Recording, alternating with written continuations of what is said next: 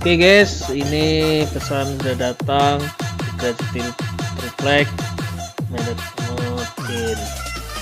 Ini dapat gratis bonus mata gergajinya satu. Aslinya bawahnya satu nih guys. Ini kunci L-nya. Ini bawahnya. Ini cabutnya satu kunci L-nya nih. Guys, kita pasang guys ya, kita buka safety-nya nih guys, keras nih guys buka safety-nya ini. Iya, kita buka ini kendori baut-bautnya ini guys, jangan terlalu kendor.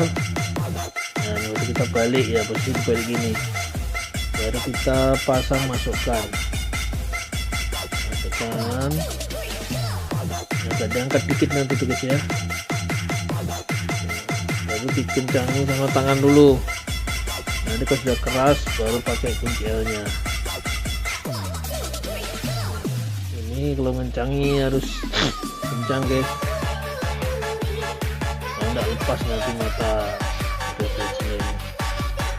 Kencang sekali nih, jangan terlalu kencang juga, dol nanti.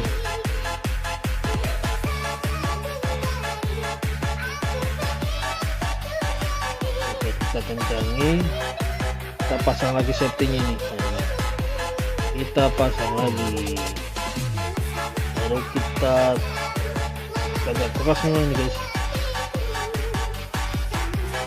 Oke, kita mau tes dulu ya lagi guys, kita tes guys. Nah, kita tes pilok-pilok ya, lumayan bisa membentuk kesana piloknya. Ini kita potong lurus guys.